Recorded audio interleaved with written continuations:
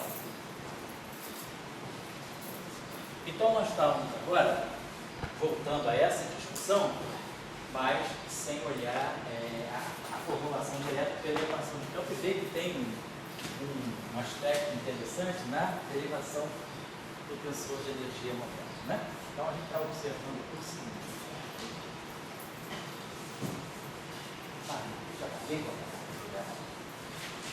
Então a gente vai tentar agora ver de uma outra forma a variação do tensor de energia-momento. Aqui.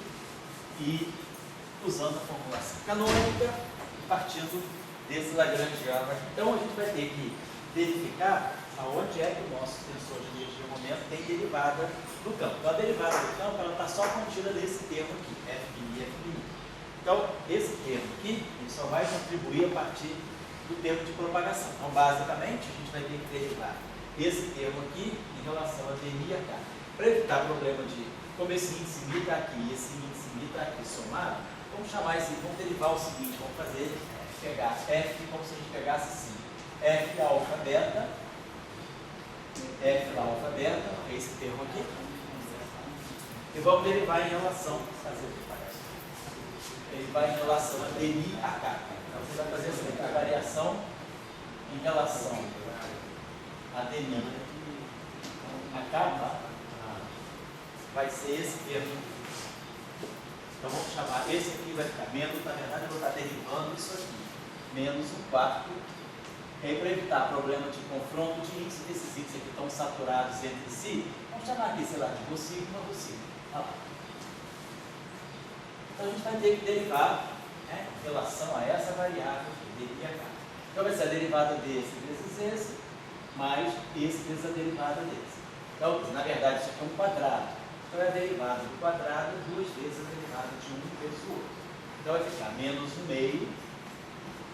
Vamos colocar aqui F possível vezes a derivada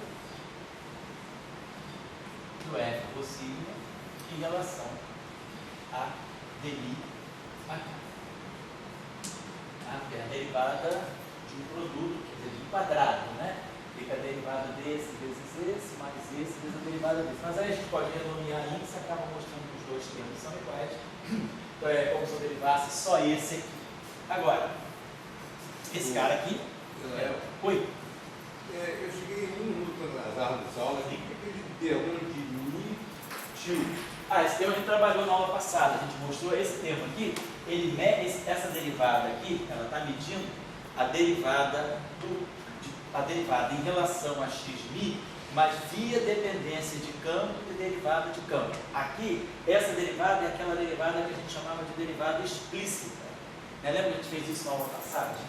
O lagrangiano, em princípio, ele é a função, quer dizer, o lagrangiano é a função dos campos, vamos dizer, das derivadas dos campos, e em princípio ele pode depender explicitamente das coordenadas espaço-temporais, que é, por exemplo, essa dependência aqui.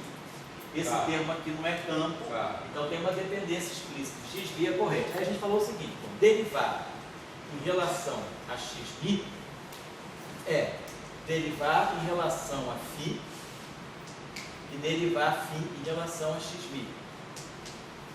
É derivar em relação à derivada do campo e derivar a derivada do campo em relação a xmi.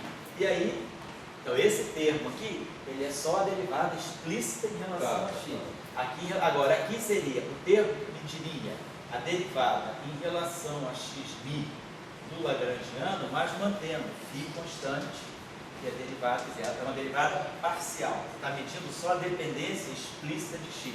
Aí, para não ficar carregando isso aqui, eu chamei essa derivada de metil mi. Então, essa derivada aqui, ela vai medir tudo aquilo que é externo ao campo, mas que depende de x, como, por exemplo, essa corrente aqui. Então, se eu for derivar, por exemplo, esse lagrangiano aqui, essa derivada ela vai atuar só nesse tempo, que aqui é a derivada via, a dependência em x está dentro do campo, aqui a dependência em x está dentro do campo. Nesse termo aqui, a dependência em x está dentro do campo, mas esse termo aqui tem uma dependência em x que não está dentro do campo. Então, se eu fosse aplicar essa regra, essa derivada aqui, a esse lagrangiano, a gente fez isso na aula passada. A Isso aqui daria para nós menos μ0, vou chamar isso aqui de μ, por exemplo. Daria menos μ0, a derivada em relação a xμ do jμ, na verdade seria isso, a derivada do jμ em relação a xμ vezes a μ. Então esse termo... Só não considera a dependência explícita. Só dependência. Quando você faz isso. Convencionou fazer isso. Convencionei, eu que convencionei. O normal, a gente quando faz, né, uma função que é de várias variáveis, a gente pega a dependência explícita. Eu colocaria dependência do Lagrangiano em relação a xμ, mantendo o campo constante a derivada do campo constante. Então isso aqui daria medindo só essa dependência explícita. Aqui não. Aqui eu estou medindo a dependência em xμ via campo e via derivada de campo. É isso que essa derivada significa. Tá, e por que o derror de μ ter canônico μ é igual a essa derivada? Por causa disso aqui. Por que derror de μ ter canônico μ é igual a essa derivada de μ? Vou mostrar aqui rapidinho então. Vamos lá. Olha só. Nós estamos dizendo. Não sei se eu estou falando coisa para trás, mas. Não, vamos lá, mas você está aqui, né? Você tem direito. Vamos lá. Você vai derivar em relação a xμ. Então a gente vai derivar o Lagrangiano em relação a φ. E derivar φ em relação a xμ. Aí você vai derivar o Lagrangiano em relação à derivada de φ. E aí vai derivar isso aqui em relação a xμ. E aí agora você vai derivar o Lagrangiano em relação a xμ, mantendo tudo constante. Essa derivada aqui eu vou chamar de dtil de R. Certo? Dtil b de R. Beleza. Agora aqui a gente coloca as equações de Euler-Lagrange. Esse termo aqui, ele é dni do dl de dni vezes dnφ. Então eu estou usando a Euler-Lagrange. dl dφ é isso aqui. Aí eu vejo essas duas derivadas aqui podem computar. Eu posso botar aqui dni e dni. Então eu estou vendo que esse termo aqui é o seguinte, é a derivada disso aqui em relação a xμ vezes dnφ, mais isso aqui vezes a derivada do dnφ em relação a xμ. Então esses dois termos juntos aqui, eles podem ser coletados assim, dni do dl de dnφ dnφ. Bom, a derivada do primeiro termo é esse termo aqui, vezes dnφ, mais esse termo aqui, vezes a derivada em relação a μ do dnφ, e mais esse termo aqui, dtil μ f. Então isso aqui é o dnf. Tá? Então agora eu vou juntar tudo numa equação só. Eu posso chamar isso aqui, posso botar aqui um delta μ e botar aqui um dni. Então essa equação aqui eu posso escrever assim. Dni de, vamos trazer esse termo aqui para cá. dl de dnφ, vamos colocar aqui, menos esse termo aqui. Estou trazendo tudo para aquele lado já. Menos dni vezes o Lagrangiano. Vou fazer o seguinte, vou trazer esse termo para cá, vem com sinal menos. Esse termo vem para cá. O que tem o sinal menos?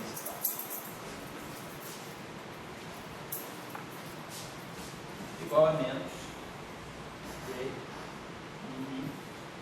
Então sai daqui. Sai dessa. Então aqui a gente está levando em conta, né, a presença de fontes. Então, na aula passada até trabalhou isso aí, mostrou como é que aparecia a densidade de força. Tá? Eu não vi aula passada no vídeo. Então é isso. Vem daqui.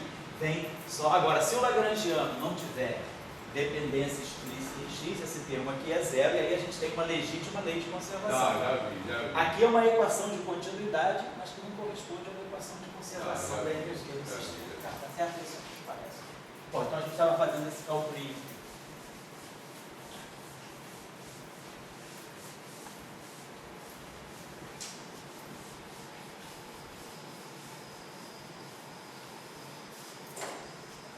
Vamos fazer o seguinte aqui. Então, vamos derivar. Então, isso aqui é o seguinte. Ó, isso aqui é d a sigma menos d sigma a rho. Quando nós derivarmos aqui, então vai ficar menos o meio de f rho sigma.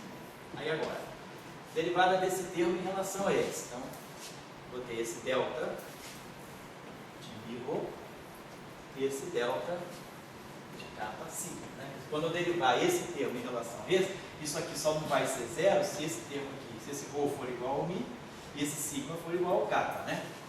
Como esses índices aqui embaixo são índices covariantes aqui embaixo, eles são índices contravariantes. Então, dμ ρ d sigma d kappa sigma. E aí o outro termo, esse termo aqui vai ser diferente de zero quando o sigma e o μ forem iguais e quando o ρ e o a forem iguais. Você vai ficar delta de kappa ρ. Então, o primeiro termo vai ficar menos o meio, o μ, o ρ fica μ, e o sigma fica kappa. E o segundo termo vai ficar mais o meio do f. Aí o ρ fica kappa e o sigma fica μ. Mas aí, claro, esses dois termos, o kappa fica ρ,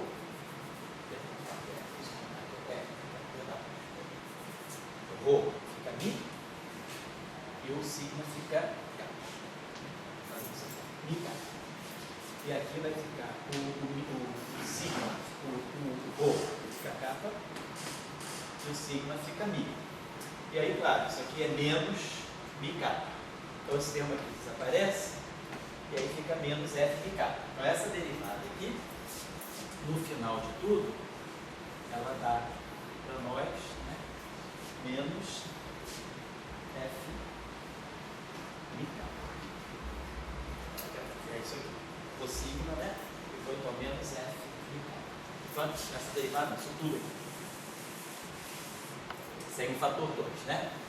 Pegou isso aqui, menos o meio de f por sigma vezes essa derivada. Então ficou menos f de kappa. Então isso aqui ficou menos f de kappa. Então esse termo aqui, deixa eu apagar isso aqui. Então, a gente fez essa derivada. Então, a gente fez essa derivada do Lagrangiano em relação à derivada do campo. Só esse termo aqui contribui. Vamos botar aqui. O canônico e menino, né? Aqui eu estou chamando de. Eu fiz a derivada de perdão, só tá certo. Menino, tá certo. Então esse termo aqui deu menos f de kappa. E aqui deu dI a kappa.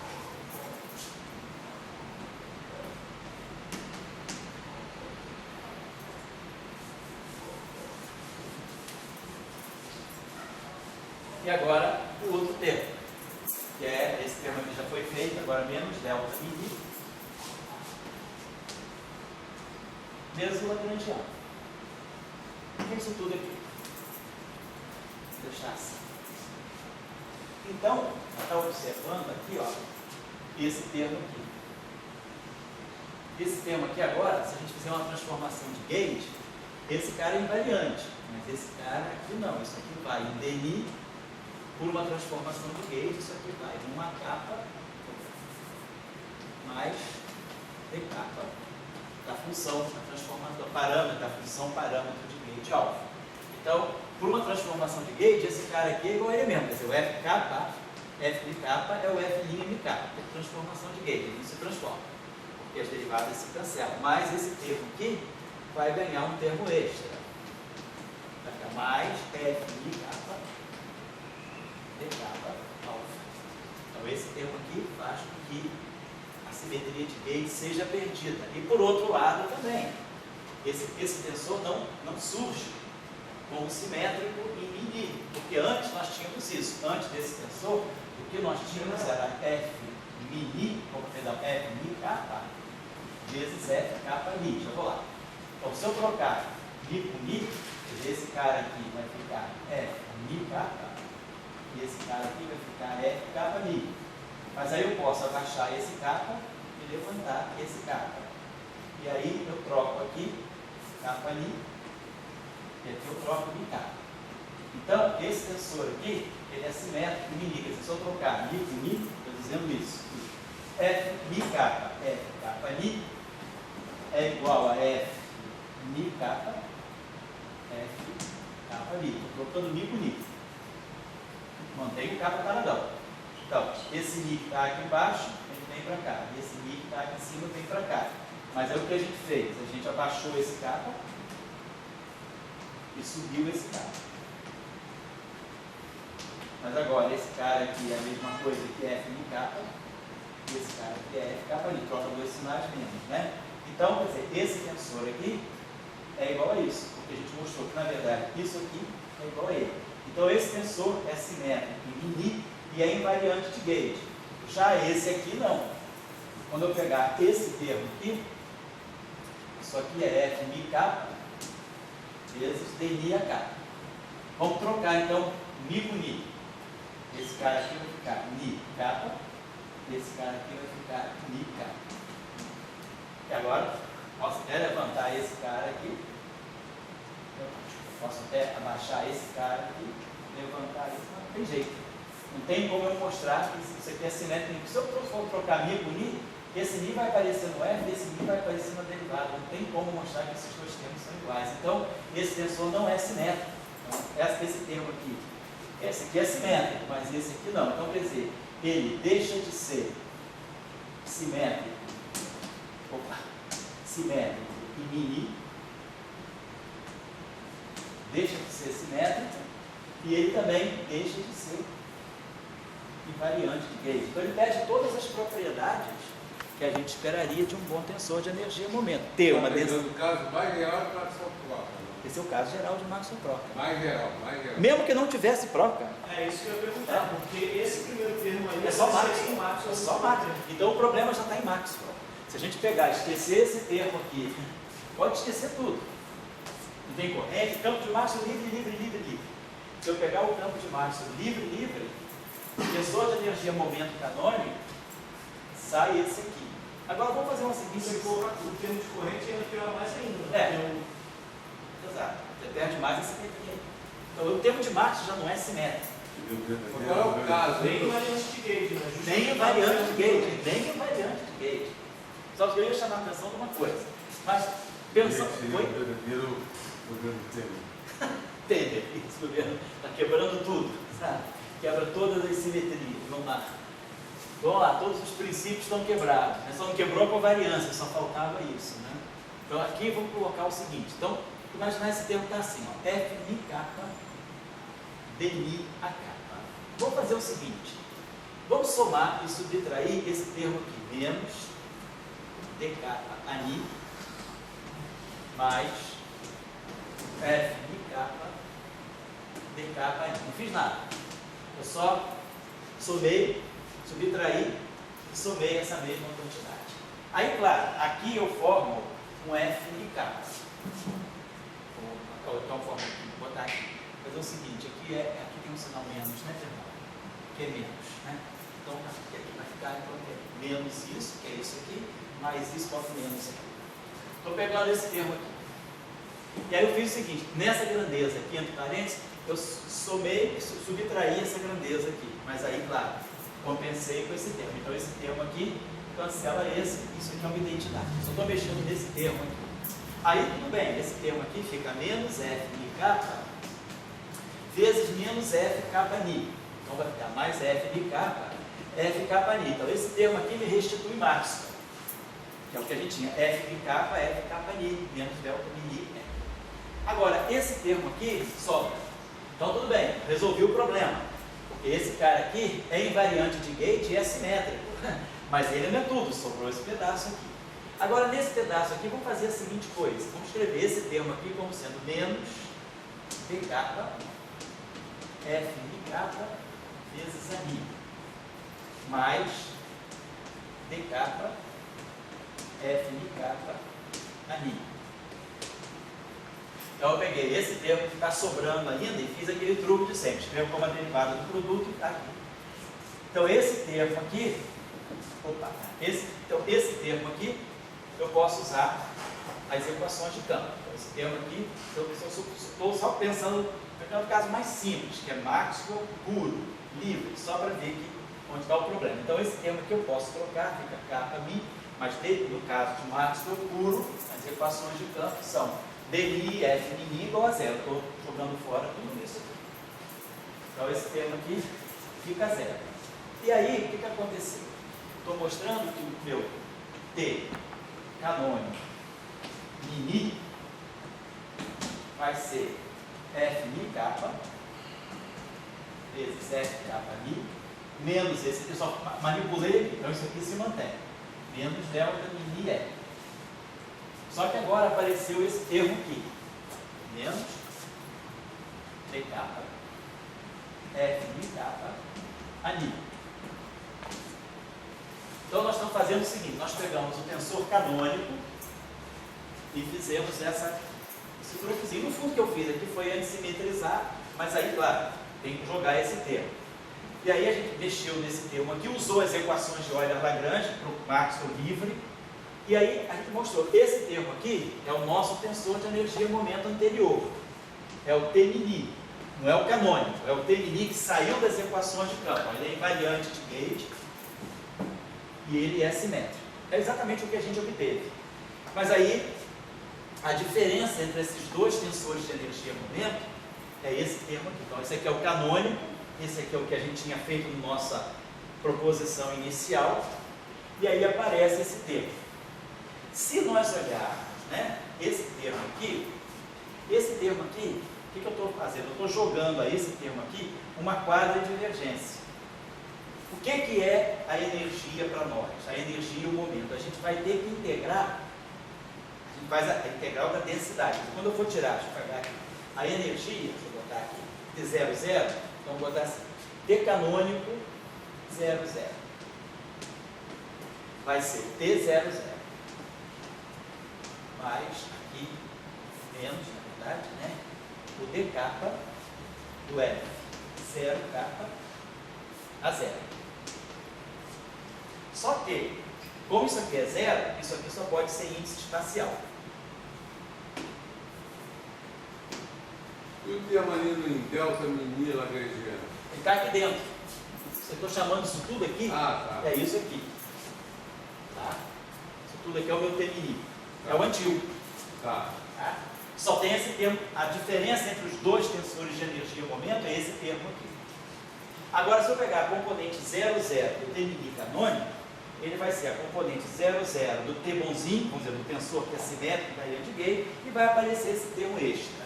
Agora, esse termo aqui, eu posso descer esses índices,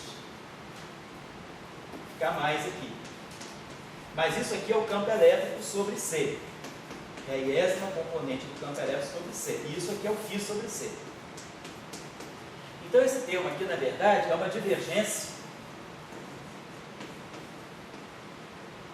de φ de 1 sobre C2 φe. Então, a diferença entre a densidade de energia canônica e a densidade de energia boa, vamos dizer, improved, aqui é simétrica, invariante de Gauge, é essa divergência. Mas isso aqui é uma densidade. Então, as densidades são diferentes, mas se eu integrar no espaço, para poder tirar a energia total, eu vou ter aqui o teorema de Gauss. E aí isso aqui vai corresponder ao fluxo do campo no infinito. Então, se meu campo é livre, não tenho fonte, eu espero que o meu campo caia a zero lá nas portas do espaço-tempo, porque isso aqui é integral em todo o espaço. Isso aqui, pelo teorema de Gauss, vai dar só o fluxo dessa grandeza do infinito. Então, esse termo aqui, ele está medindo o campo no infinito, ele não está medindo a densidade. Então, na verdade, as energias são iguais, mas as densidades de energia são diferentes. Se você fizer a mesma coisa com o momento... Isso. Aqui vai continuar sendo uma derivada total. Exato, eu já sei considerando sobre uma derivada. Então, eu só queria chamar a atenção nisso. Por isso que a gente pode passar de um tensor de energia e momento para outro, porque a gente altera a densidade de energia, mas a gente não está alterando a energia total. Então, por exemplo, o tensor de energia e momento, que é bom, esse aqui resolve tudo para nós, ele é simétrico e invariante de Gauge. Esse aqui, manifestamente, ele não é simétrico, mas a gente viu, eu não fiz isso aqui, quer dizer, o que está implícito aí no fundo, é que quando eu faço essa operação, subtraio e somo essa grandeza, eu estou mexendo no spin. E aí, eu estou jogando a componente de spin correta aí dentro, para que esse tensor aqui acabe dando no final do dia a mesma energia que o outro dá. Apesar de, como densidades, eles são diferentes. Mas essas densidades, né, o que eu estou interessado como grandeza física é a energia do sistema. Então a energia do sistema ela consegue ser igual. Ela independe desse tensor ou desse. Então é essa discussão que a gente vai levar em conta, né, na próxima aula, né, eu vou fazer outras coisas antes disso, mas quando a gente for usar essa discussão, a gente agora vai ver o spin. E aí a gente vai ver por que o spin do campo ele é responsável por essa quebra de simetria de troca de índice e por quebra de simetria de gate também. O problema todo está no spin. E a gente entende isso, porque a simetria de gate ela mexe no spin. Então, a conclusão desse quadro aqui é que nós podemos, no tensor de energia-momento canônico, recuperar o tensor de energia-momento invariante de gate simétrico, subtraindo e acrescentando essa grandeza, interpretando no final que o que a gente quer como grandeza física é a energia total, ou seja, a integral da densidade. Então isso aí resolve essa discussão. Mas agora, o que está em jogo? Por que é que esse tensor canônico não está dando simétrico nem invariante de gate e quando eu fiz essa operação eu recuperei. Oi? A minha pergunta, talvez, não sei se poder responder essa pergunta que você está fazendo. Pode falar. Mas, no caso de Lagrangiano de partículas, a Lagrangiana existe, sempre pode adicionar a Lagrangiana uma derivada temporal. Eu não fiz o caso de campos ainda, mas imagino que deve ser uma derivada de estudos. Exatamente, se você pegar um Lagrangiano L' e disser esse Lagrangiano L' é L mais o dmi de uma quadra divergência. Pois então. Lá a gente tem isso aqui. Isso não é essa flexibilidade não. Que permite você. Porque aparece uma Lagrangiana diretamente no tensor da dimensão. Eu fiquei pensando se nessa Lagrangiana. Não é. Quer dizer, para você recuperar aquele tempo que nós obtivemos aqui, você não vai recuperar fazendo aquela operação. Não é isso. Mas a sua pergunta é sensata. Porque de fato o que você falou é verdade. Na formulação de partícula, um Lagrangiano, e aqui se eu jogar a derivada temporal de uma grandeza K de T, quando eu faço o princípio da mínima ação, esse termo aqui é um termo de superfície, aqui nos tempos, né, só vai medir o K no tempo inicial e no tempo final, então as equações de Euler-Lagrange são as mesmas. Aqui é a mesma coisa. Quando eu integrar ação, esse termo aqui é um termo de superfície, então os dois Lagrangianos dão as mesmas equações. Mas essa operação que eu fiz aqui dentro não corresponde a isso. Vamos lá fazer o seguinte, só uma observação. Vou primeiro entender a conceito, primeiro manipular os conceitos, depois eu vou fazer cálculo mais simples. Mas o conceito que está em jogo é o seguinte: o que aconteceu nesse campo, por que isso não aconteceu com o campo escalar? Porque o campo escalar não tem. Vamos pegar o caso do campo escalar, vou pegar esse campo aqui, ó, campo livre. O campo escalar é normal, no meio, dmi menos o meio de M2 que é o A mesma coisa que eu estou fazendo no campo de Maxwell livre, estou pegando o campo de Klein-Gordon. E aí a gente lembra que a gente manipulou, tirou o tensor de energia-momento pelas equações de campo, que eu estou chamando de dmi. Então, tirando o tensor de energia-momento pelas equações de campo, dá dmi φ, e depois dava aqui menos delta mi. Ficava exatamente a mesma coisa. Mas esse termo aqui, nesse caso nós não estamos falando de invariância de gate, mas estamos falando de simetria. Então esse é o tensor que a gente manipulou a partir da equação de campo. A gente tirou a equação de campo aqui, que era D'Alembertiano mais m ao quadrado φ igual a zero. Aí o que a gente fez com essa equação? Multiplicou essa equação, chamava isso aqui de dmi φ, e multiplicava toda essa equação por dmi φ. Aí fazia aquela regrinha, usava a derivada toda aqui, então a gente ganhava, na verdade, dessa equação de campo. Com essa operação, a gente tirou essa energia, esse tensor de energia-momento. Se eu pegar o canônico,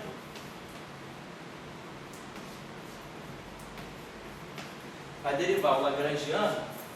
Então, nesse caso, o canônico, né? Aqui, em vez de ser o campo AK, é o campo φ. Então, a gente vai ter a derivada do lagrangiano em relação a dμφ.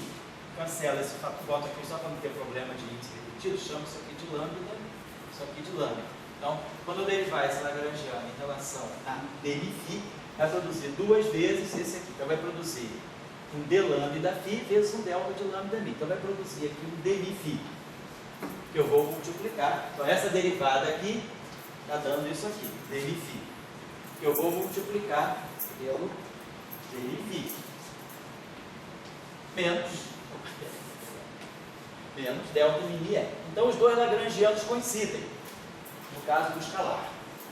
Então, vamos pegar uma outra situação. Vamos pegar agora que nesse campo escalar, eu acrescentasse esse termo aqui, ó. Um psi dmi.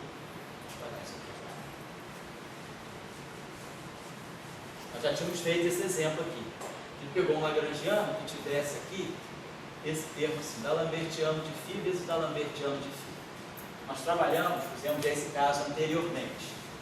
Tirou o tensor de energia e momento a partir desse lagrangiano que dependia de uma derivada maior, mais alta. E a gente mostrou que o dmi, né, dmimi, é diferente do dmimi. Então, aí não se fala de simetria de Gauge. Quando eu introduzo derivadas mais altas, mesmo para o campo escalar... Qual é essa diferença que fala da simetria de Gauge? Oi? Por que não está essa diferença que fala da simetria de Gauge? Não, nesse caso é porque o campo escalar real não tem simetria de Gauge sobre ele. Ele não tem nenhuma transformação de Gauge. Tá? Por isso. Então, o fato de introduzir uma derivada mais alta já fez com que isso acontecesse mesmo no campo escalar. E aí a gente começa a entender. Quando a gente trabalhou com esse campo aqui, lembra que a gente fez umas transformações e mostrou que, na verdade, quando a gente tem derivada superior, a gente podia redefinir o campo a partir do φ e da derivada do φ. Então, quando eu acrescento no lagrangiano esse termo aqui, na verdade, esse termo aqui eu posso estar escrevendo ele assim. Isso aqui é dmi vezes dmi φ. D'Alembertiano de φ vezes D'Alembertiano de φ. Aí eu posso fazer a seguinte jogada. Posso integrar por partes esse cara aqui. Trago esse cara para cá. Integro por partes esse aqui. Então eu vou trazer essa derivada para cá, ganho um sinal menos. Mas depois eu trago essa para cá, ganho outro sinal menos. Então esse termo pode ser escrito assim, a menos do termo de superfície. dmi φ, dmi, esse aqui. Aí esse dmi veio para cá. dmi, sozinho isso. Eu transferi essa derivada para cá. Aí ganho um sinal menos. Mas aí eu transfiro essa para cá. Ganho outro sinal. Então foi o que eu fiz. Eu botei o dmi. Posso abaixar isso aqui? Levantar isso aqui. Aí o que a gente observa aqui? Esse termo aqui, na verdade, está sendo escrito assim: se dmi do dmi φ vezes dmi do dmi φ. Ou seja, é como se eu tivesse, em termos de Klein-Bordel, derivada do campo vezes derivada do campo, só que esse campo agora é um campo vetorial, é o gradiente do φ. Então, esse campo aqui, ele agora começa a ter, ele é um gradiente, quer dizer, além do campo φ, na verdade, esse termo aqui está me dizendo o seguinte: eu tenho como independentes o meu campo φ e o seu gradiente. Então, eu agora tenho, na verdade, dois campos. A gente mostrou que realmente apareciam duas massas, a relação de dispersão era dupla, então é como se houvesse duas partículas, realmente aí. Quem são as duas partículas? As duas partículas estão ligadas a esse campo φ e a esse campo dmφ. Então é como se eu tivesse agora, o gradiente do campo, ele adquire o status de um novo campo. Então, eu tenho um lagrangiano só para ele, da mesma forma que eu tenho o lagrangiano para o meu campo φ. Então isso está me mostrando que esse sistema ele está propagando alguém que tem um caráter vetorial, que é o gradiente de φ é φ ponto no espaço de Minkowski e o gradiente de φ. Então, eu estou introduzindo alguma coisa que é a parte longitudinal, o gradiente é longitudinal de um spin 1. Então, esse gradiente de φ é um campo vetorial, só que não é um campo vetorial transverso, é um campo vetorial longitudinal. Se eu for para o espaço de Fourier, isso aqui dá o vetor de onda vezes a transformada de Fourier do campo. Então, isso aí está na direção da propagação. Então, eu tenho um campo vetorial, mas ele é longitudinal.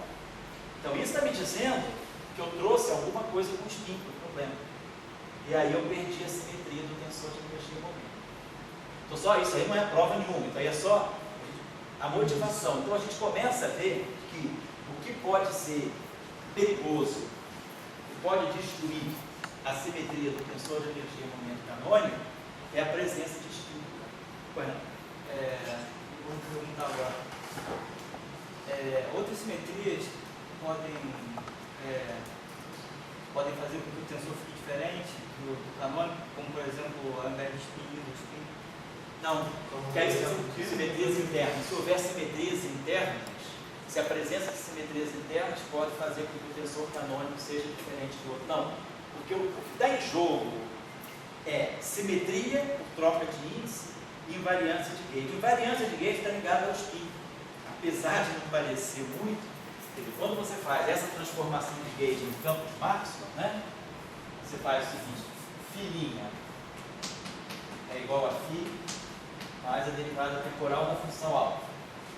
E o A', que é o A, menos o gradiente de alfa. O que você está fazendo? Você está mexendo, você está jogando você está mexendo com o spin 0, está mexendo com o spin 1. Você está transformando. Agora, o que você faz quando você tem simetria de gauge? O que a gente pode fazer?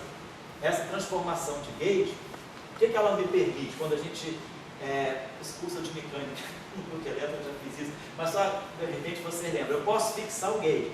Essas transformações aqui, deixa eu apagar isso aqui rapidinho, elas estão me dizendo o seguinte, vou apagar isso aqui, fazer o seguinte.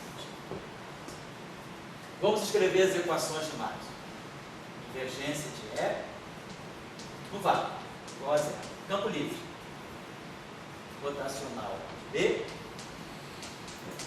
igual a 1 sobre C ao quadrado, dt.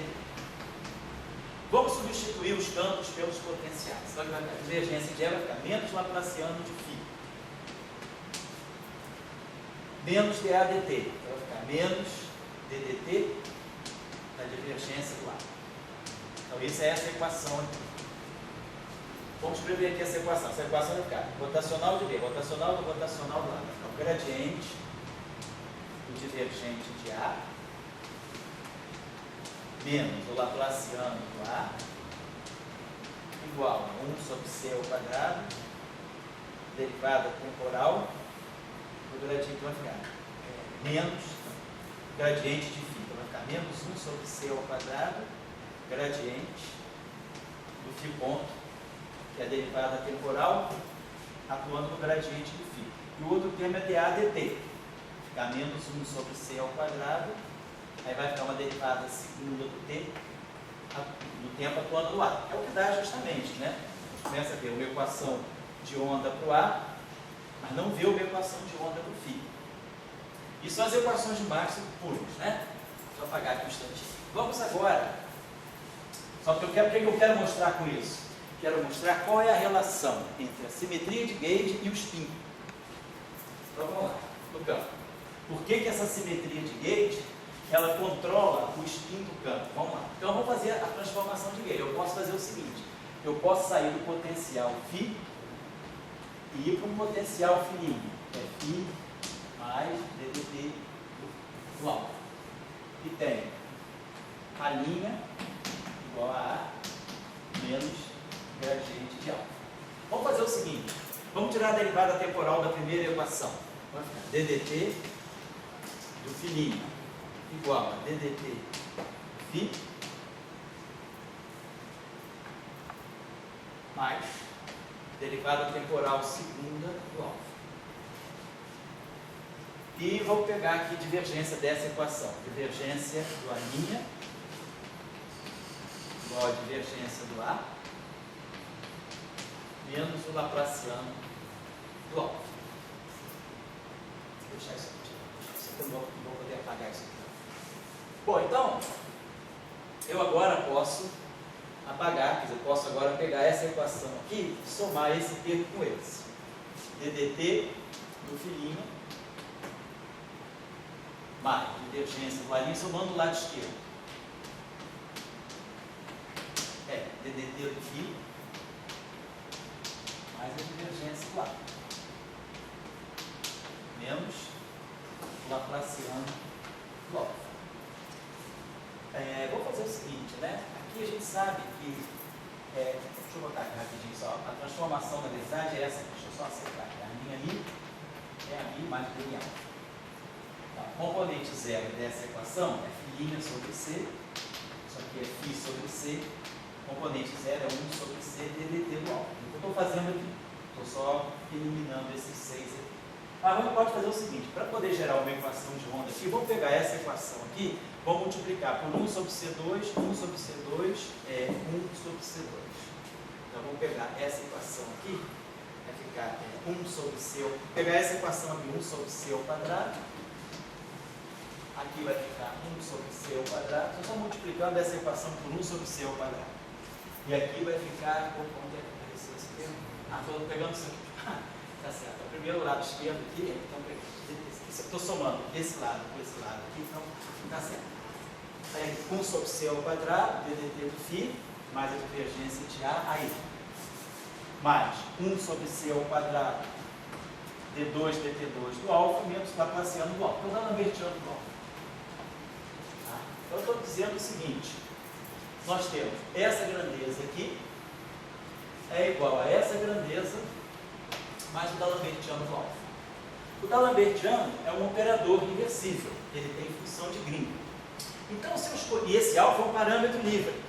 Então, se eu escolher esse alfa igual a menos 1 sobre D'Alembertiano vezes 1 sobre C ao quadrado ddt do φ mais divergência do A, imagina que eu escolhesse esse alfa.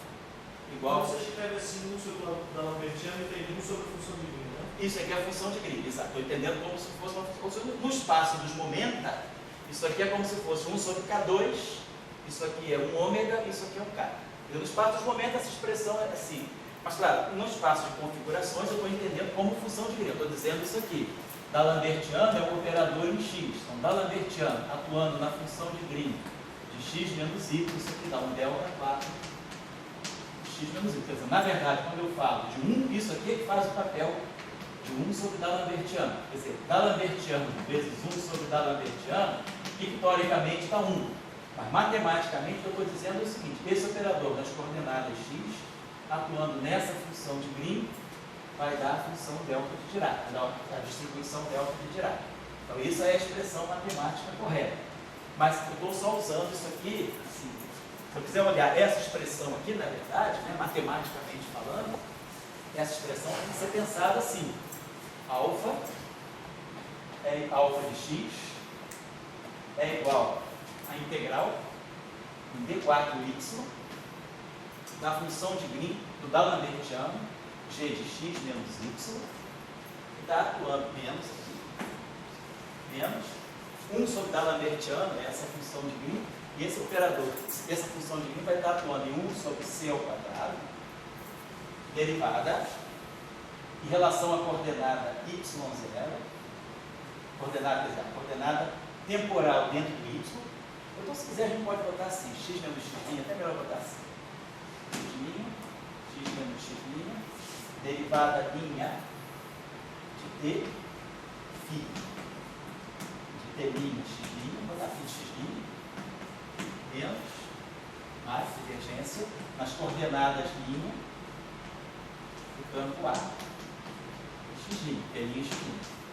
Então, essa expressão é para ser compreendida desse modo. Como você lembrou, 1 sobre D'Alembertiano é a função de Green do D'Alembertiano. Quer dizer, o que é uma função de Green? Uma função de Green é isso aqui. Se eu tiver D'Alembertiano, que é um operador O, na coordenada x, atuando em uma função φ, que eu não sei quem é. Isso aqui, igual a um j de x, como é que eu resolvo esse problema pela função de Green? Eu digo que φ de x é a integral em y de g de x', de g de x menos x', atuando em j de x', onde esse operador, ó, nas coordenadas x, atuando em g de x menos x' é o delta de x menos x'. Isso é o significado da função de Green. Se eu aplicar agora esse operador aqui, esse operador é na coordenada x, então ele entra nessa integral. OX vezes atuando isso aqui dá o delta. Aí o delta de x menos x' nessa integral ele faz isso aqui ficar um j de x. Aí você ganha que ó, φ de x é igual a j de x. Então a solução dessa equação é essa equação integral aqui, onde g de x menos x' é a função de Green do operador ó. Então é isso que eu estou dizendo. Está fazendo exatamente isso. Esse cara aqui faz o papel da função de Green. Estou integrando nas coordenadas a minha função de Green atuando no objeto. Quer dizer, eu tenho essa equação aqui, eu estou escolhendo isso aqui. É como se isso aqui fosse meu J. Então, se eu escolher esse alfa e colocar aqui, você na verdade pensando, isso aqui, esse alfa é integral, mas aí esse operador aqui em x, ele vai entrar no J, vai matar, e vai matar isso aqui. Quer dizer, esse termo aqui, substituído aqui, vai me dar zero. Então, o que está dizendo?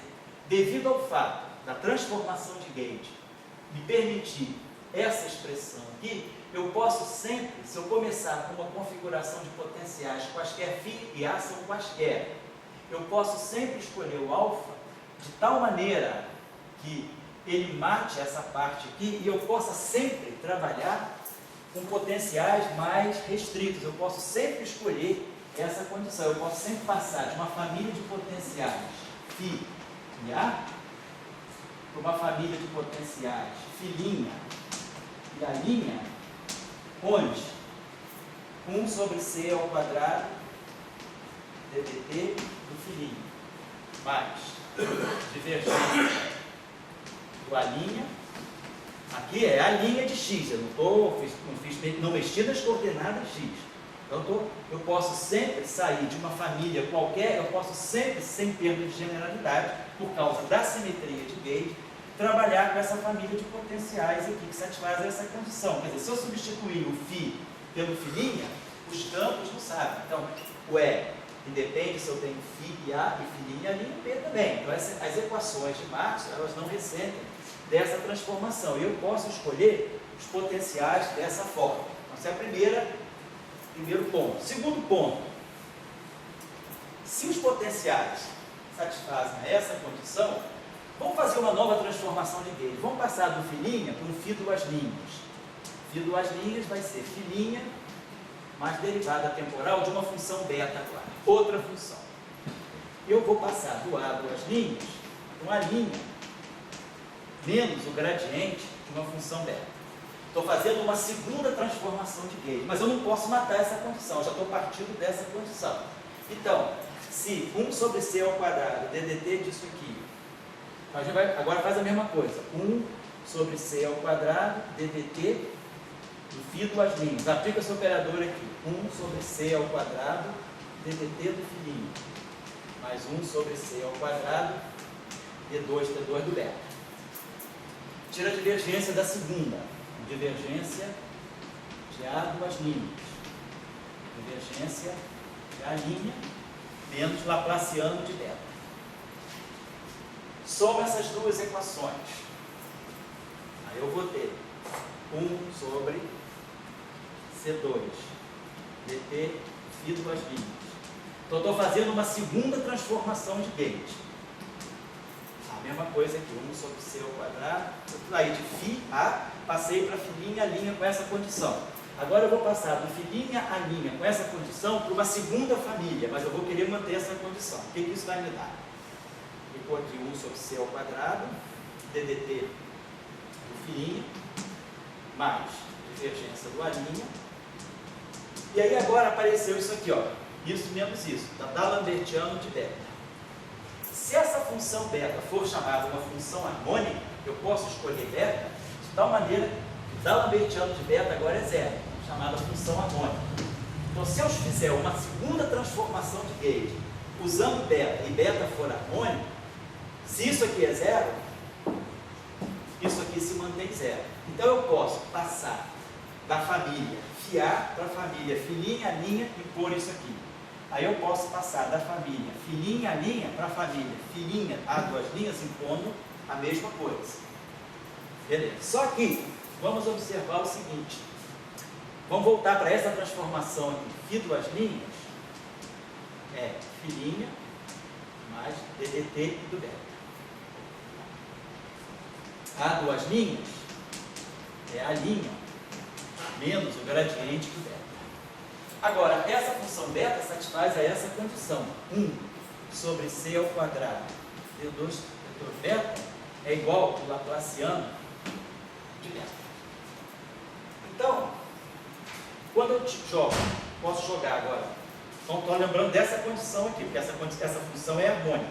Se essa função é harmônica, eu saio dessa família de potenciais para essa sem perder essa condição. Já está amarrada. Mas aí eu faço, claro, uma transformação de gauge por uma classe mais restrita. Esse alfa era qualquer, esse beta já não é qualquer. Ele tem que ser uma subclasse de funções chamadas harmônicas. Então essa condição aqui é satisfeita por beta. Vamos nos lembrar disso. Agora eu tiro a derivada temporal dessa equação. 1 sobre C ao quadrado, DDT duas linhas, beta duas linhas, aqui 1 sobre C ao quadrado. Estou fazendo a mesma coisa que eu fiz ainda agora, mas só para chegar aqui agora. Aqui vai ficar mais 1 sobre C ao quadrado, D2, DT2 do beta. Mas aí lembrando, essa função é harmônica. Então 1 sobre C ao quadrado, D2, DT2 do beta é o laplaciano do beta. Agora, o laplaciano é uma função, é um operador inversível. Nós sabemos calcular o inverso do laplaciano. Quem é a função de Green do laplaciano? A função de Green do laplaciano é basicamente essa função de Green aqui. É 1 sobre 4π módulo de x menos x'. É a função que inverte o laplaciano. A gente sabe que o laplaciano de 1 sobre 4π módulo de x menos x' é a função delta de Dirac. Então, essa função aqui, quer dizer, o potencial coulombiano é, na verdade, a função de Green do laplaciano. É o inverso, vamos dizer assim, do laplaciano. Então, esse objeto aqui é inversível. Então, eu posso escolher esse meu beta de tal maneira que, se eu escolher esse beta igual a menos 1 sobre laplaciano 1 sobre C ao quadrado, DDT' do filinha, eu posso zerar isso aqui. Ou seja, a transformação de gauge sucessiva, ela me permite escolher um potencial que seja independente do tempo. Então, esse termo aqui, ó, pode ser colocado igual a zero. Agora, se a derivada temporal do φ é zero, a divergência do ar também é zero. Então eu posso sempre escolher que esse campo aqui, esse potencial, ele satisfaz a mesma condição que essa. Isso foi crucial. Quando a gente passou para a família duas linhas, a gente fez isso. Então, se agora eu posso escolher isso aqui igual a zero, eu posso sempre estar trabalhando com uma família de potenciais que tenha divergência de A igual a zero também. Então, divergência de A igual a zero. Então, A, e agora eu estou trabalhando com A duas linhas. Eu fiz tudo para duas linhas. Eu fiz duas transformações de gauge. Duas linhas. Agora, divergência de A é zero. Se o laplaciano de φ é zero e eu estou no vácuo, não tem fonte no infinito, a solução é φ igual a zero. Então eu posso zerar o φ. Só me sobra o A, que satisfaz uma equação de onda e que tem divergência dupla. Então, no final de tudo, a transformação de gauge, ela mexeu com muitas coisas. Eu saí de uma família de potenciais φ A, fiz a primeira transformação com parâmetro alfa. Aí eu passei para a família filinha a linha. Aí fiz uma segunda transformação de gauge, função beta, só que essa função agora era harmônica. E fui para uma família φ duas linhas a duas linhas. Por essa primeira transformação de gauge alfa é alguma coisa? Alfa era qualquer, aí eu fixei o alfa. Qualquer. Aí eu fixei o alfa, eu tinha liberdade de fixar esse alfa. Ah, você fixou, tá. Depois que eu fixei esse alfa, eu tinha menos liberdade no espaço de funções de gauge. Aí eu fiquei isso aqui. Então, quem vai de filinha a linha para fio duas linhas a duas linhas, os campos não estão nem sabendo, porque qualquer transformação de gate deixa E e B invariante. Então, as equações de Markov, se eu tenho E, B aqui, eu posso escrever aqui dentro do E, filinha a linha ou fio duas linhas a duas linhas. Então, eu vou escrever as equações de Markov tudo com fio duas linhas a duas linhas. Só que a esse ponto, o que nós mostramos que essa transformação foi capaz de fazer? Ela foi capaz de zerar o potencial φ e me dar a divergência de A duas linhas igual a zero. E me dá que o A duas linhas satisfaz uma equação de onda. Na Lambertiana, de A duas linhas igual a zero. Então, no final de tudo, eu digo que o meu fenômeno, a minha onda eletromagnética no VAR, ela matou o spin zero. Porque o φ é a componente escalar. Então, o spin zero. Me deu o spin 1.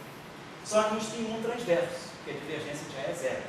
Então, a transformação de gauge, ela penetrou no spin do campo. Esse meu campo, que eu iniciei com φ A, antes de passar para a filinha A duas linhas, o φ tem spin zero. E o A tem spin 1. Então, eu tenho uma componente aqui, 3 aqui. Quando eu vim para cá, eu já restringi. Eu já liguei DDT disso com a divergência disso. Mas quando eu cheguei aqui, eu já matei esse cara aqui, declarando que φ eu posso sempre escolher o potencial escalar zero e a divergência de A igual a zero. Esse é o chamado gauge de radiação. Então, nesse gauge, eu vi que as transformações de gauge, elas podem sempre me levar, claro, falando da onda livre, podem sempre me levar a uma condição em que eu mato o spin zero e o spin 1 é mais restrito, fica transverso. Então, aqui matou 1 grau de liberdade e aqui matou outro. Então, eu tinha 4 graus de liberdade, eu tinha 4 coordenadas, a zero e o A vetor. Essa condição me matou uma. E essa condição me tirou do vetor A possibilidade dele ter componente longitudinal. Quer dizer, dada a propagação, o meu vetor A ele fica confinado a esse plano, que é onde estão o campo E e o campo B. E e B estão nesse plano. Então, eu tenho só 2 graus de liberdade. Meu problema fica planar. Quem é que fez isso? Simetria de gauge. Então, simetria de gauge, ela mexe no spin do campo. Então, se o campo tem spin, a simetria de gauge, ela está envolvida nessa. E geralmente, por que a gente escolhe simetria de gauge? Por que a gente busca simetria de gauge? Por que a física resolveu, vamos fazer simetria de gauge? Por quê? Porque você tem um problema sério. Você quer propagar, quer fazer uma teoria para descrever spin 1 que está se propagando. Mas, se você impõe relatividade, a relatividade não tem spin 1 sozinho. Na relatividade, o spin 1 ele tem que estar sempre em parceria com o spin 0. Por quê? Porque a relatividade não tem trivetor, ela tem quadrivetor. Então, na relatividade, o spin 0, um spin 0 pode ser sozinho, eu posso pegar um campo escalar. Mas se eu pegar um campo puramente vetorial, isso aqui não é covariante de Lorentz. Eu posso sempre passar para um sistema de referência e vou gerar uma componente temporal. Então, na relatividade, não tem sentido, quer dizer, não tem possibilidade, não tenho espaço para trabalhar com puro spin 1. Sempre que eu tiver o spin 1, eu tenho que ter o spin 0 junto com ele para poder formar um quadro vetor. Mas a minha física, ela não pode ter spin 0. Eu quero escrever uma física que tenha só spin 1 e que seja relativista. Então, para ela ser relativista, eu tenho que colocar o spin 0. Então, já não consigo fazer só spin 1. Qual é o dispositivo, qual é o truque, ou sei lá, qual é o mecanismo que eu encontro para incluir o spin 0, tirar o spin 0 e não quebrar a covariância? Então, eu incluo o spin 0, mas digo, esse campo, ele tem os 2 spins. Então, o meu problema já não é mais puro spin 1. Mas eu introduzo a física desse campo, ela vai ser baseada na simetria de gauge, que é essa que a gente escreveu. E aí, qual é o método da simetria de gauge? Você coloca o spin 1 para manter a covariância, e ela te rouba o spin 1, te rouba o spin 0. Você coloca o spin 0 em parceria com o spin 1. E aí você está, ok, isso é relativístico. Mas eu só quero fazer física aqui. Eu quero filtrar esse grau de liberdade espúrio. Como é que eu filtro esse grau de liberdade? Então você vai dizer o seguinte, eu vou ter que fazer uma física onde essa transformação seja uma invariância da física do meu lagrangiano. Quer dizer, do lagrangiano que eu propuser para essa física, ele tem que ter essa invariância. Essa invariância, ela vai, vamos dizer assim, no subterrâneo, ela vai jogar fora esse spin e vai te deixar fazer uma teoria para puro spin. Então, a simetria de gauge, muitas vezes ela é introduzida por fase, eu acho tudo muito artificial. Simetria de gauge, o papel da simetria de gauge é você precisar de spins indesejáveis para manter covariância relativista. Você é obrigado a introduzir mais spins. Vocês que fazem gravitação sabem, a onda gravitacional tem spin 2. Só que ela está descrita por um tensor simétrico. Só que um tensor simétrico de rank 2, ele vai ter 10 componentes. 4 vezes 5, 20 por 2, 10. É simétrico.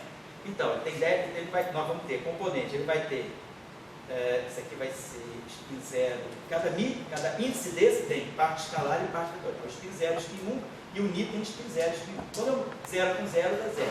0 com 1 dá 1. 1 com 0 dá 1. E 1 com 1 dá 0 e 2. Só que a parte simétrica vai mandar embora esse e esse. Então, quando você introduz aquilo que você quer chamar de gráviton, e você diz que o gráviton está ligado a flutuações da métrica, você está trazendo 2 spin 0, está trazendo um spin 1, e está trazendo um spin 2 que você quer. Isso aqui é o gráviton para você. Agora, isso é lixo. E isso é lixo. Mas é um lixo que é necessário. Porque sem esse lixo... Oi?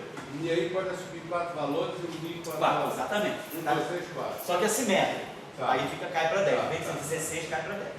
Esse spin 1 é antissimétrico, que eu joguei fora. Isso aqui é a parte antissimétrica. 3 componentes e 3 componentes. 6. Parte antissimétrica é 6. Parte simétrica é 10. 10 com 6, 16. Tá? Então, quando você quer fazer uma física que tem spin 2, se você quer que essa física seja compatível com a relatividade, você precisa introduzir, junto com o spin 2, 2 spin 0 e 1 spin 1. Então, a onda gravitacional que tem spin 2, ela em princípio, ela teria, acompanhando a ela, ondas com spin 0 e ondas com spin 1. Agora, como você faz para você dizer, não, mas a minha física é puro spin 2? Você tem que introduzir simetria de gauge na ação de Einstein. Então, na relatividade geral, a transformação geral de coordenadas, quando a gente diz, eu vou fazer transformação geral de coordenadas e a minha métrica se transforma desse modo, G', μ, é dx kappa, dx' mi, dx lambda, dx' mi, g kappa lambda. Então, quando eu digo que essa é a transformação sobre transformações gerais de coordenadas da métrica, isso é a transformação de gauge do campo A. Não é mais nem aqui, a linha igual a mais dB alfa. A transformação de gauge do G está aqui. E essa transformação de gauge, ela vai matar esse spin 0, vai matar esse spin 0, vai matar esse spin 1 e vai deixar passar só o spin 2. Ou seja, a transformação de gauge a imposição daquela métrica seja invariante sobre transformações infinitesimais. Nesse gerais de coordenadas. Bom, gerais, no caso da gravitação geral. Isso. Mas para a onda gravitacional, no caso simples. No caso da onda gravitacional, você faz uma expansão disso aqui. Você faz a linearização. Quando você faz a linearização, o que você tira aqui é que o H' mini de x', o H' mini de x é H' mini de x mais dmi de uma função sinη de x mais dmi de uma função sinη. Essa é a transformação de gauge da métrica linearizada. Olha aqui a transformação de gauge. Só que você ganha esse termo todo, você ganha isso aqui. Então, essa transformação de gauge, ela te permite matar um spin 0, o outro spin 0 e o spin 1. Então, você pode garantir que com essa transformação de gauge, você está fazendo uma física relativística e o teu fenômeno físico só propaga o spin 2. Então, o papel da simetria de gauge, muitas vezes não fica claro isso. É ele tirar da física os graus de liberdade indesejados que a relatividade impõe. Você não consegue fazer teoria, spin 2 puro em relatividade. O spin 2 tem que estar acompanhado do spin 1 e spin 0. Então, é aquela coisa, você quer pegar os Beatles, tem que pegar os covers também. Então, esses spins mais baixos, eles entram como sendo aquele cantor indesejado que vai começar o show. Mas na hora do show, encontra com o Pink Floyd, né? Então, você vai precisar do spin 2. E a simetria de gate vai, ó, manda embora nos covers, certo? Então, isso é inerente. Teoria de gate é isso. Depois você pode jogar, ter a fase, campo, derivada, covariante, isso tudo é artefato. Fisicamente, o que você está falando é isso. A simetria de gate, ela é algo que você toca diretamente no espírito. Então é por isso que na próxima aula nós vamos ver que para recuperar a questão da simetria, eu vou ter que trabalhar justamente no tensor de espírito. Porque a simetria de gate que está sendo perdida ali, ela está sendo perdida porque aquele campo tem spin. E eu não estou levando em conta o spin no campo. Eu não estou levando a sério o spin no campo. Então, lembrar sempre disso. A simetria de gauge, ela vai no spin no campo. Não existe simetria de gauge que não mexa no spin no campo. Se você quiser fazer uma teoria para spin 1, para spin 2, para spin 3, por uma supergravidade, uma teoria de campo para spin 3 meios. Então, em relatividade, todo spin 3 meios tem que estar acompanhado de um spin meio. A simetria de Lorentz se impõe. Como é que eu posso mandar embora um spin meio? Eu tenho que inventar uma simetria de gauge que mande embora um spin meio. Quem é essa simetria? A supersimetria. Então, a supersimetria é aquela simetria que te permite construir uma teoria de gauge para spin 3 meios. E aí, automaticamente, o spin 2. Aí já é um passo a mais. Então, é isso que eu queria chamar a atenção de vocês, se eu estou dando aula, é que não é claro isso aí realmente os livros não abordam bem, isso aí é muito mal feito, na minha opinião, mal feito mesmo no livro, é você não perceber a conexão entre teoria e transformação de gauge e spin. E aí todo o problema do campo, né, todo esse problema que está aparecendo, nós não sabemos por que ele é mais simétrico, o que isso tem a ver com... Porque quando ele perde a simetria, ele perde a transformação, ele perde a invariância de gauge. Por que essas duas coisas estão andando juntas? Por causa do spin. Porque a simetria de gauge mexe no spin. Quando ela mexe no spin, ela mexe também na simetria. Então, semana que vem a gente vai ficar com isso mais claro. Só estou levantando o problema, tá? A gravitação pura de área. Sim. Ela não trabalhou com a simetria de gauge. Ele não sabia que estava trabalhando, mas estava. Depois ficou claro que a relatividade geral nada mais é. Ficou claro nos anos 60. Não, na verdade ficou claro em 56, ficou melhor formulado em 61 por Kibble. Mas o que Einstein, tudo que Einstein fez, se pudesse falar assim, não existiu Einstein, não tem relatividade geral. Aí aparecesse um estudante de doutorado, fala, professor, eu quero construir uma teoria de campo para spin 2. Então vamos lá. Spin 2 tem que ter spin 0 e tem que ter spin 1. Spin 0 tem que tirar, spin 1 tem que tirar. Você construir uma simetria de gauge. Você constrói uma teoria de gauge. Quando você constrói uma teoria de gauge com spin 2, você ganha o Lagrangiano de Einstein. Você ganha a raiz de menos GR. Então, a simetria de gauge, ela te dá a teoria de Einstein sem princípio da equivalência. Você não precisa de geometrização, não de nada. É campo, puro campo. Teoria de gauge. Eu quero mexer no spin 2. Qual é a teoria de campos para spin 2? É a relatividade geral. Então, quando Einstein fez isso, claro, ele tinha muito menos instrumentos na mão. Mas ele fez geometricamente, a gente vê que as coisas muito diferentes acabam se casando. Se a formulação completamente geométrica, baseada em geometria riemanniana, ela acaba sendo, na verdade, nada mais, nada menos do que uma teoria de Yang-Mills para as figuras. Certo? Se você quiser construir uma teoria se você quiser construir a teoria de Yang, você podia construir a teoria de Yang-Mills diferentemente do que Yang-Mills fizeram. Você poderia chegar e dizer o seguinte: eu quero construir uma teoria de campos para spin 1 em alta interação. Só isso. E que seja relativística. Que você ganha a teoria de Yang-Mills. Se você quiser construir uma teoria de gauge para spin 2, você ganha a relatividade geral. Se você quiser construir uma teoria de gauge para spin 3 meio, você ganha a supergravidade. Certo? Então, a simetria de gauge é muito poderosa. Ela, por exemplo, você, em dois quadros e um quadro negro, você reobtém toda a relatividade geral. foi descoberta depois. Certo? Fala lá. A relatividade geral, ela trabalha com esses elementos de distorção do espaço-tempo. Ah, sim, sim. Isso. Então, vamos dizer que você trabalhou com ele no Spin 2. Certo. Eles fizeram tudo que tinha que fazer e não precisaram falar de distorção do espaço-tempo. Isso é uma terminologia Certo. assim, espúria, vou chamar assim. Então, você diz, bom, qual é a primeira entidade que você vai falar? O espaço-tempo. É o spin.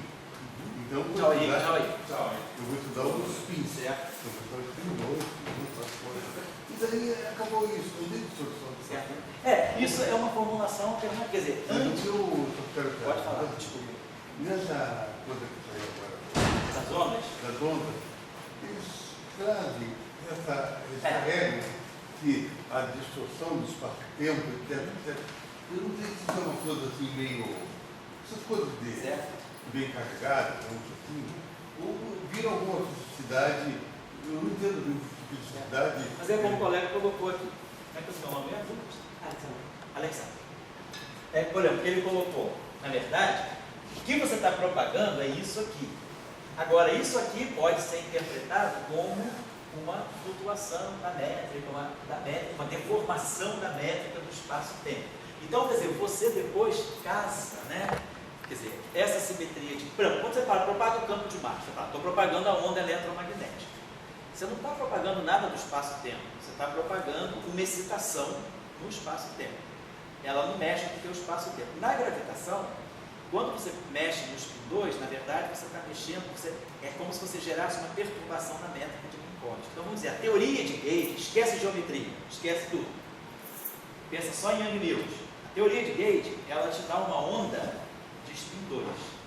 Mas agora, do ponto de vista da relatividade, essa onda de spin 2, ela se agrega à métrica do espaço de Minkowski. Então, é como se o que você tem é a métrica plana de Minkowski, mas essa onda que foi gerada, ela se incorpora a essa métrica, gerando, vamos dizer assim, uma métrica efetiva, GMI.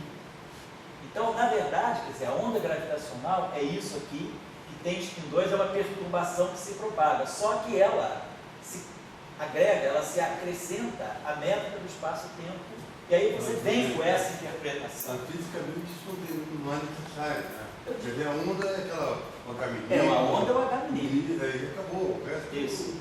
É Só assim, que a uma gente... herança teórica. Mas aí a gente tem que pensar o seguinte, um campo de spin 2 ele tem 4 polos.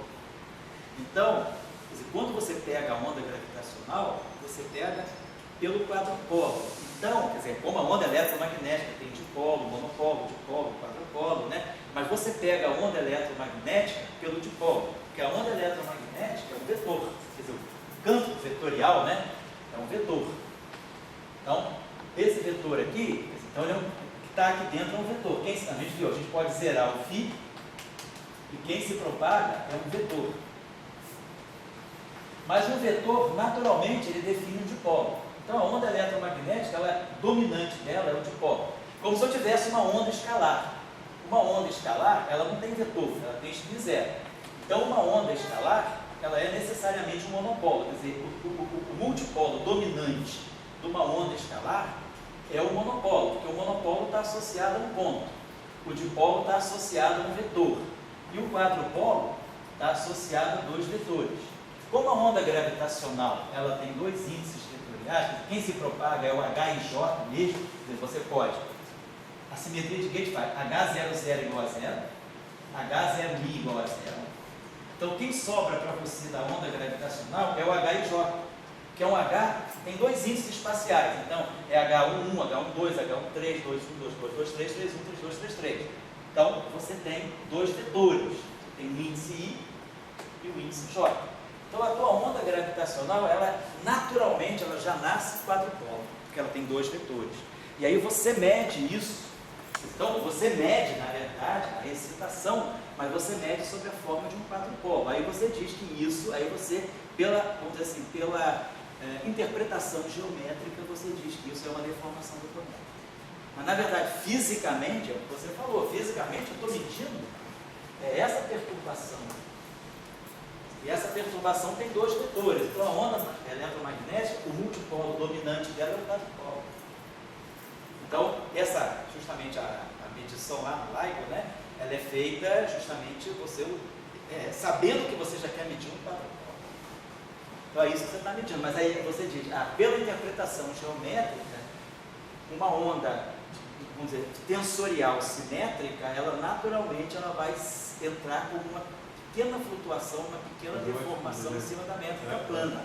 O que eu vejo a diferença do Einstein. Eu já acabei, tá? Isso é só a discussão final. Tá? Eu vejo a diferença do Einstein e do gauge. Sei. É que você não precisa estar encurvando espaço-tempo nenhum, Não, sem mexendo. Espaço-tempo não é. O Luiz vai ficar triste.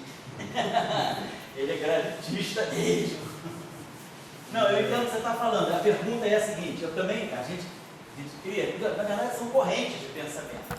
Se você, vamos dizer, é da corrente lá do Dirac, do Salam, você vai dizer o seguinte: gravitação para mim é teoria de Gauge. Gravitação para mim é uma teoria de Young-Mills. De qual grupo? Do grupo de Lorentz. Acabou-se.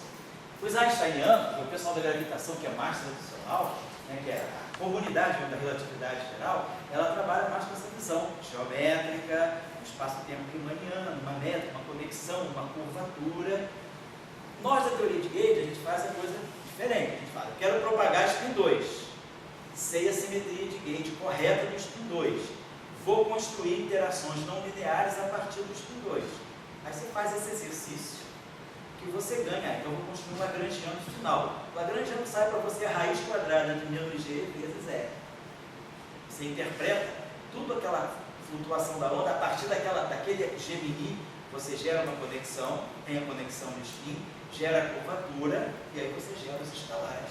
Você gera exatamente a teoria de gravitação. Então, você pode obter Einstein sem saber o princípio da equivalência, sem saber até geometria riemanniana. Você ganha geometria riemanniana como bônus da teoria de Gauge.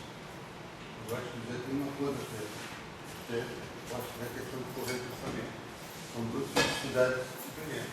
Sei. Ou você encurva o espaço-tempo, Sei. ou não precisa encurvar o espaço-tempo. Não tem nada Não precisa. Para você ter gravitação, você pode, exatamente, ter a gravitação sem encurvar o espaço-tempo. Só que depois você vê que tudo que a teoria de Gauge te dá, você pode interpretar geometricamente. Eu vou responder essa coisa de encurvar o espaço-tempo para uma física mais simples. Uma viagem. Sim. É uma viagem assim, meio forte. Assim. O que é mais natural, né? Eu também, a gente tem que pensar também, não pode pensar anacronicamente. A gente tem que pensar, a gente está pensando com a cabeça de quem basicamente já foi catequizado com Young-Mills. Eu nasci um ano antes de Young-Mills. Então, quando eu aprendi a ler, Young-Mills já era uma teoria. Então, claro que eu não fui alfabetizado, né, com Young-Mills. Mas a gente já é de uma geração, quando eu entrei na física, fui para a pós-graduação, Young-Mills já era, vamos dizer assim, aquele assunto comum, né? Então, aí a gente já vê, e a gente também, aí eu acho que é uma questão de escola. A gente vem da escola de teoria de Gauge, assim, a gente veio da escola de teoria de Gauge, e aí a gente não entrou na física, né, pela gravitação, a gente entrou pela teoria de Gauge, e aí a gente já vem com essa cabeça meio formada. Então a gente consegue construir a gravitação como uma teoria de Gauge. Então aí a gente já fica meio, assim, a gente tem um certo, não digo preconceito, mas uma certa resistência a essa construção puramente geométrica. Mas as duas coisas coincidem. E aí você pode se perguntar por que elas coincidem e como eu posso, vamos dizer assim, unificar as duas. Aí a gente vê toda a formulação da teoria de Gauge, ela vai te dar a conexão de spin. A conexão de spin se relaciona lá com o Cristóvão. Vai te dar a curvatura. O F-mini vai te dar o field strength. O field strength para você é o tensor de Riemann. Então a gente começa a fazer um dicionário entre Young-Mills para spin 2 e relatividade geral. Então, eu acho que a gente criou essas duas maneiras de ver. E aí, geometricamente, tudo que você faz na teoria de Young-Mills para spin 2, você encontra uma interpretação geométrica na geometria riemanniana. Pseudo-riemanniana, na verdade. Então eu acho que aí a gente ficou com isso, assim, tem duas maneiras de ver, né? Pensar assim. Para a gente olha o grávido como se fosse um globo, vamos dizer assim. Já para o Luiz Felipe, não, tá? Então é uma onda. Para você, estou vendo o Alexander também gravitando, você veio da gravitação também. O João está indeciso, não, o João quer ir com informação quântica. Então tá, é isso. A gente vai, não se preocupe se a aula de hoje foi meio complicada, assim, mas a gente vai